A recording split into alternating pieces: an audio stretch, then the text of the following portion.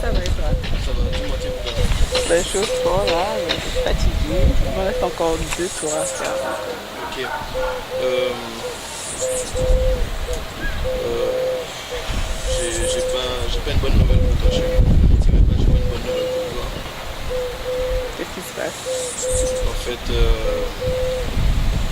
ta soeur a eu un accident hier soir et elle n'a pas survécu.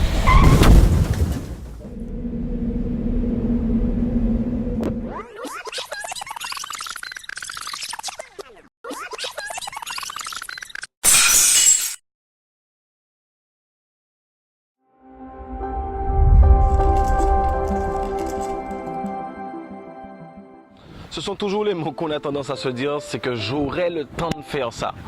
J'aurai le temps de faire ça pour beaucoup de choses. J'aurai le temps de dire à mon père et ma mère que je les aime. J'aurai le temps de dire à ma femme ou mon mari que je les aime. J'aurai le temps de m'occuper de mes enfants. J'aurai le temps de mener à bien ce projet. Nous parlons du temps, les amis, comme si le temps nous appartenait. Et le fait de l'avoir en abondance, tout comme l'oxygène qui nous entoure, ben, on a tendance à penser qu'on en aura toujours. Les amis, prenez conscience que nous ne sommes pas responsables du nombre de temps qu'on passera sur Terre, mais nous sommes responsables de la qualité qu'on va lui apporter. Aujourd'hui, je fais cette vidéo pour vous dire à quel point le temps est votre seule richesse. Peu importe les millions, les milliards que vous avez sur votre compte en banque aujourd'hui, sachez que le temps est la seule véritable richesse que nous possédons, parce que nous possédons tous 86 400 secondes dans une journée. Et que faisons-nous de ce temps, les amis ? Et paradoxalement, vous verrez que plus vous avez du temps pour mettre en place une action ou atteindre un objectif, ben plus vous prendrez du temps à le réaliser, tout simplement parce qu'on a cette pensée que nous avons du temps en abondance. Beaucoup de peurs, les amis, que nous avons sont liées au fait que nous pensons avoir beaucoup de temps pour faire les choses. Et on se dit que j'ai un projet extraordinaire, mais j'aurai le temps de le mettre en place. Avant tout, il me faut ci, il me faut ça. Et dès que j'aurai ça, je mettrai en place ci ou je mettrai en place ça. Et on utilise beaucoup le temps aussi également comme prétexte pour ne pas faire les choses. En se disant soit nous sommes trop jeunes pour faire les choses, on n'a pas assez de maturité, ou soit on se dit à l'inverse que nous sommes trop vieux. Et on préfère se dire non, non, moi j'ai plus l'âge, je suis fatigué, je laisse ça pour les jeunes. Alors qu'au moment où on se dit ça, nous n'avons pas atteint nos rêves. Mais il y a cette fabuleuse histoire du colonel Kentucky. Pour ceux qui ne le connaissent pas, c'est le fondateur de KFC qui, à 65 ans, était sur le point de se suicider parce qu'il imaginait avoir raté sa vie. Pour qu'à 88 ans, ce monsieur soit milliardaire.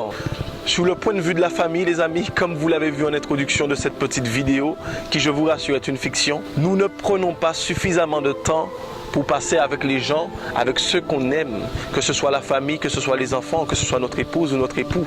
Nous avons souvent cette tendance à mettre le travail en avant en se disant que c'est ce qui va payer les factures et pensons que c'est ce qui est le plus important. Mais les amis, lorsque vous serez sur vos derniers instants, votre souci ne sera pas est-ce que j'ai payé les factures.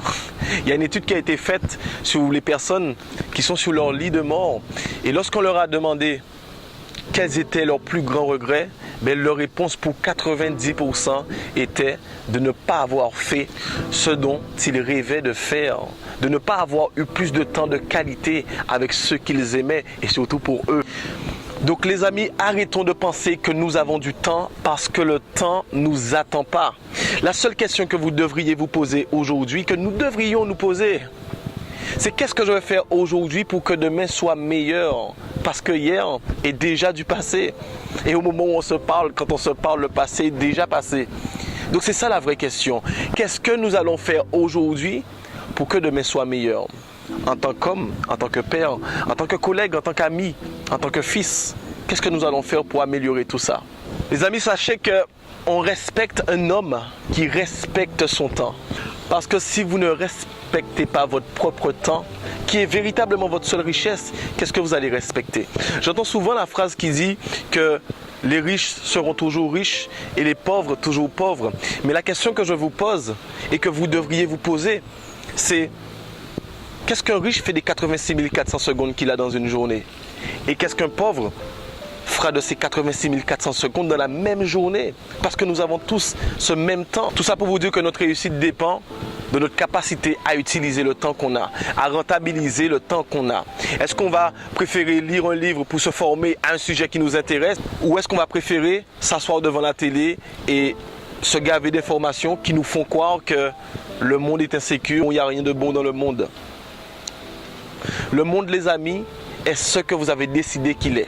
Alors si j'aurais un message fort à vous faire passer aujourd'hui, les amis, c'est commencer à avoir votre temps autrement. Commencez à avoir votre temps comme la plus grande richesse que vous avez.